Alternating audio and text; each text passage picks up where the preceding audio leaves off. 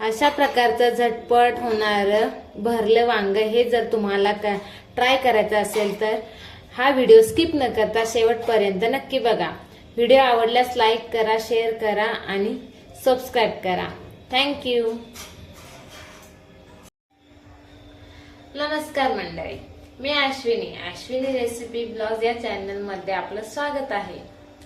आज आपण बनवणार आहे भरलं वांग ही रेसिपी। भरलं वांग ही रेसिपी बनवण्यासाठी आपण काय काय साहित्य घेतलेले आहे ते पाहू।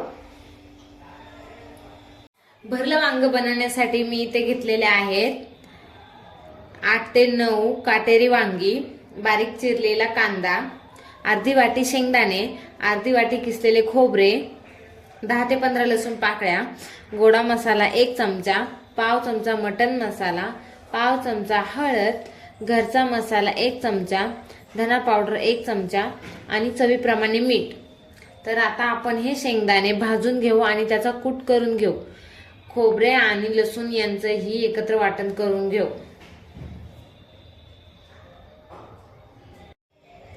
आता मी खोबरं आणि लसूण यांचं वाटण करून घेतलेलं आहे। त्यामध्ये मी शेंगदाण्याचा करून घेतलेला कूट टाकते। तर 1 चमचा घरचा मसाला,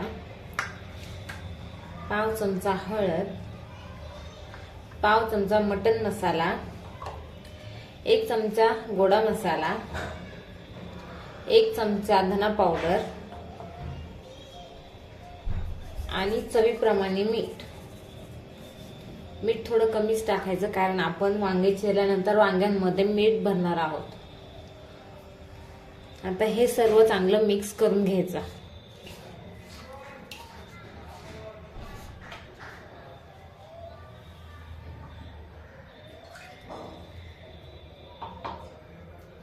याच्यात आपण थोडं पाणी टाकून याची पेस्ट करून घेऊ।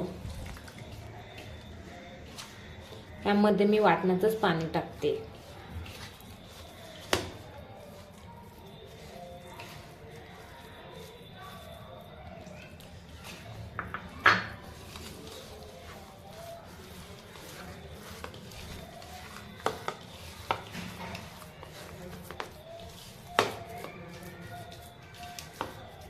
तर आपला भरल्या वांग्याचा मसाला हा तयार झालेला आहे।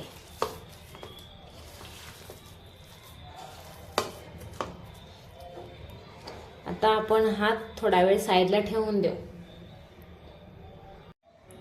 आता मी ही वांगी कट करून घेते।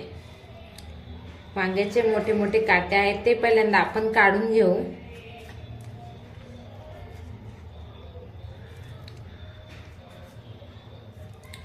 नंतर वांग्याचा पाठीमागचा देठ पण काढून घेऊ।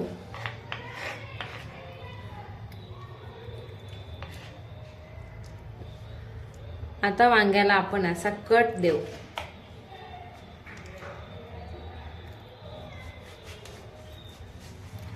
वांग्याला असा कट द्यायचा। अशा प्रकारे आपण सगळे वांगे कट करून घेऊ। तर आपले वांगे कट करून झालेले आहेत। आपण आता त्यामध्ये थोडेसे मीठ भरू। असे कट मध्ये मीठ भरल्यावरती वांग्याला थोडी चव येते। अशा प्रकारे आपण सर्व वांग्यांमध्ये मीठ भरून घेऊ। आता या सर्व वांग्यांमध्ये मीठ भरून झालेलं आहे। आता त्यामध्ये मी या चिरांमध्ये असा मसाला भरून घेते।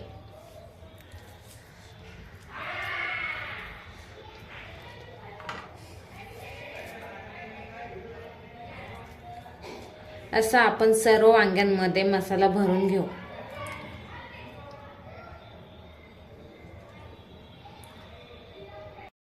आता मी गॅसवरती कढई गरम करून घेतलेली आहे।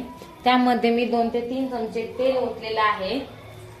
आता ते तेल गरम झालेलं आहे। त्यामध्ये मी हा एक मोठा चिरलेला कांदा टाकून घेते।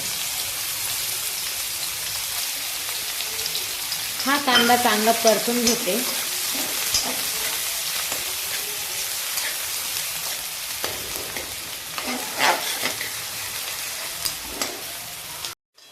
आता कांदा हा परतून झालेला आहे, त्यामध्ये मी हे भरलेले वांगे टाकते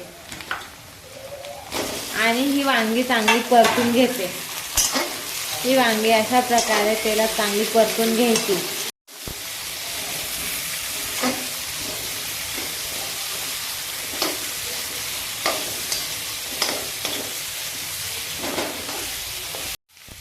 वांगी परतलेले आहेत, आता आपण त्यामध्ये उरलेला मसाला पण परतून घेऊ।